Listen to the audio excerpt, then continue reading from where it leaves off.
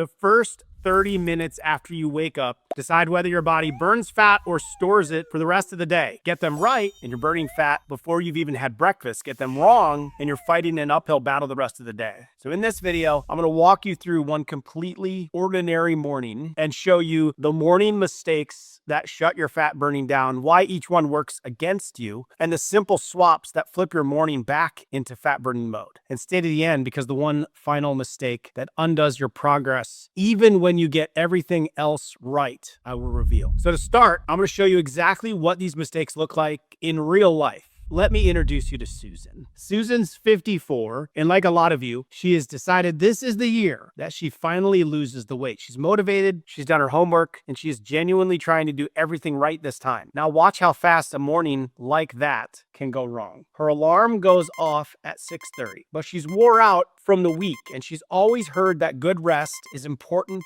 for weight loss, so she shuts it off and gives herself one more half hour. When she wakes up at 7:30, the first thing she does is reaches for her phone. She answers a couple of texts, skims the news for a few minutes, checks the email, and then eases into the day right under the covers. Then she pads through the dim house to the kitchen and starts the coffee, because that's the only way she really gets going in the morning. And she's been good about it too. She gave up the old sugar creamer months ago, and then now she's just doing a splash of the sugar-free vanilla kind, a swap that she made on purpose to save herself the calories. Then it's time for breakfast, and this is the part of her morning that she's the most proud of. A bowl of low-fat vanilla yogurt with a scoop of granola, a drizzle of honey, and a handful of berries on top, and then a small glass of orange juice on the side for the vitamin C. It feels light and clean, a world away from the eggs that she used to eat every single morning. She gave those up when she got serious because eggs every day felt way too heavy for someone trying to slim down. Now she's got a full day ahead of her. So she eats standing at the kitchen counter, scrolling through her phone with her free hand, and then finishes it about 3 or 4 minutes later. She then rinses the bowl, grabs her bag, and she's out the door by 8 o'clock. Feeling great about her healthy start to the day that she just gave herself. And as far as Susan knows, she nailed it. But almost everything she did was actually sabotaging the fat loss she was working so hard for. Now let's go back through Susan's morning. Maybe you can relate, because almost every step of it told her body to hold on to fat. So let's break it down, starting with that extra hour of sleep. Susan's not wrong that rest matters, but sleeping in isn't the same thing as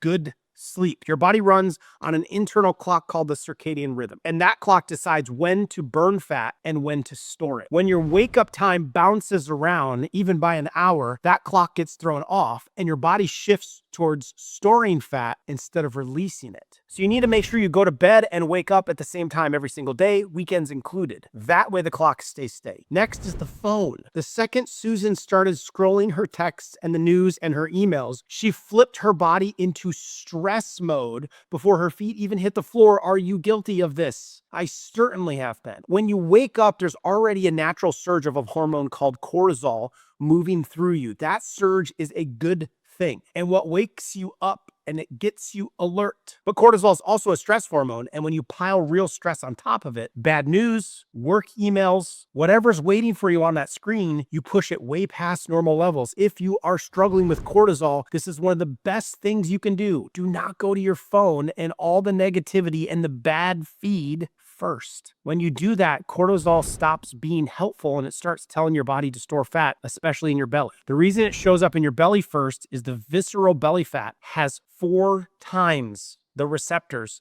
for cortisol versus regular fat. So that's exactly where stress fat goes. Now, the good news is that this one will cost you nothing to fix. Just leave the phone alone for the first 30 minutes of your morning, and you skip that spike entirely. Now, while Susan was under the covers scrolling, she was also missing something that her body desperately needed, which is light, natural light. Morning light in your eyes is one of the most powerful free fat loss tools you have, and almost no one uses it. I was enjoying the feeling of early morning sunlight this morning on my walk. There's something about it. especially in the warmer months. That light is the main signal that your internal clock uses to know the day has started. It sets that healthy cortisol rhythm that we just talked about. So it peaks and falls off cleanly the way that it is supposed to. And it steadies your hunger hormones for the next 24 hours, which means fewer of those cravings that ambush you in the afternoon. Susan stayed in a dark bedroom through her entire morning and never gave her body that signal. Stepping outside for even 10 to 15 minutes within a half hour of waking flips it on. And it doesn't matter if it's cloudy, because outdoor light is far brighter than anything inside your house. Next is the coffee. And the problem started before she even poured the cup. The first thing Susan's body needed when she woke up wasn't caffeine, it was water. You lose about a pound of water overnight just from breathing. So you wake up already dehydrated, and dehydration slows your metabolism down before your day even starts. Susan walked right past the water and went straight for the coffee pot, which means she spent her whole morning burning fat at half speed. The fix takes less than a minute. Simply drink 16 to 24 ounces of water within the first 15 to 30 minutes of waking. You could even squeeze a little fresh lemon in it. That citric acid wakes up your liver and jumpstarts its ability to break down fat. Then there's the timing of the coffee itself. Remember that natural cortisol surge? If you pour caffeine on top of it, you send a hormone that's already peaking even higher, which actually blunts the fat burning boost that coffee is famous for. The trick is to wait 60 to 90 minutes. She should have enjoyed that cup of coffee on her way to work. By then, that surge has done its job of waking you up, and it's on its way back down, so then coffee catches you right on the dip, and it naturally balances your energy. Now, the same cup gives you smoother energy, no jitters, and full fat burning effect. Next is what went into the cup. That sugar-free vanilla creamer that she switched to on purpose. She thought that she was making a smart choice, but artificial sweeteners come with their own problems. They keep your brain craving sweetness, which drives you to reach for more sugar later in the day. It increases cravings by using sugar-free, no sugar, light, skinny, any drinks in that realm. And they can flip your body right back into storage mode, undoing the entire reason that she gave up her old creamer in the first place. A splash of full-fat cream would have been more ideal, or a little stevia, or some monk fruit, or a little cinnamon, or a little bit of collagen that maybe is sweetened with monk fruit. That would have done the job without working against her. Now, everything that we've covered so far happened before Susan took a single bite of food. And I want you to really pay attention to this next part, because out of her entire morning, nothing did more damage to her fat loss than the breakfast that she was so proud of. The low-fat vanilla yogurt, the granola, the honey, and the orange juice. On the surface, it sounds like exactly what someone trying to lose weight should be eating, but walk through what's actually in it. Flavored low-fat yogurt is often loaded with sugar, sometimes more than a candy bar, because when they take the fat out, they put sugar in to make up for the taste. Granola is usually just sugar and refined oils dressed up to look wholesome. The honey is more sugar on top of that, and then the orange juice is all the sugar of the fruit with none of the fiber to slow it down inside of your system. Now, the berries were the one thing in that bowl that actually was working for her, but the rest of it hit her bloodstream like a wave of pure sugar. And when that much sugar floods in all at once, your body has to release a hormone called insulin to deal with it. Insulin's job is to clear the sugar out of your blood, but while it's doing that, it's also sending your body one loud instruction: store fat, stop burning it. So Susan's fat burning shut down before she even finished the bowl. Then an hour or two later, that blood sugar comes crashing down, and then she's hungry all over again, reaching for a snack by mid-morning and wondering why. And there's a second problem with that bowl that's just as important. There was almost no protein in it.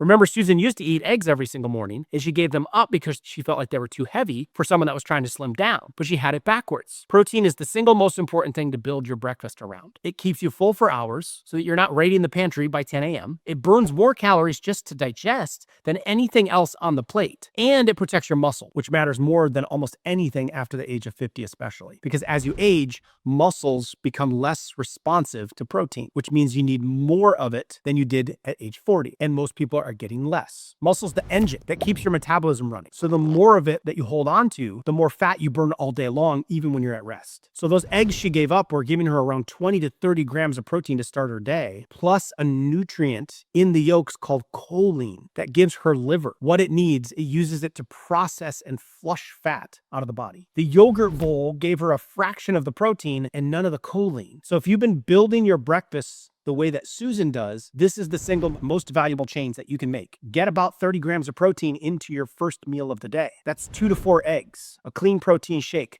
cottage cheese, or if you're going to go the yogurt route, plain full-fat Greek yogurt. And notice that yogurt is still on that list. Susan's instinct wasn't wrong. She just grabbed the sugar-filled artificial version of it instead of the full-fat version. And then here's how she ate it. Standing at the counter, scrolling with her free hand, done in 3 to 4 minutes. So many of us are guilty of eating very quickly. I know I am sometimes. When you eat that fast, you overeat without knowing it. Your gut takes about 20 minutes to tell your brain you're full. So when you finish in 4, all that fullness lands after the food is already gone. And your brain never got the chance to say, that's enough, and you overeat. The way to beat that lag is to simply eat slower. Sit down with your breakfast, rest the fork between bites, stretch the meal out a little bit, 15, 20 minutes. This way the fullness signal arrives while there's still food in front of you. Or just completely get out of the kitchen with your serving size and there's no more going back. And with that, we've walked back through Susan's entire morning. 90 minutes start to finish. And look at how much went wrong in that little window. The extra sleep, the phone, the dark room, the skipped water, the rushed coffee, the toxic creamer, the sugar bomb breakfast, the missing protein, the speed she ate it at. Every one of those felt normal. Some of them she even did on purpose, thinking she was helping herself lose fat, but nearly every one was working against her. Now, if you're watching this thinking you do half of these yourself, I want you to hear this next part because it's the most important thing I'm going to say. There's one more mistake underneath all of these, and it sinks more people than any single habit on this list. It's trying to fix all of it perfectly. You get fired up, you decide tomorrow you're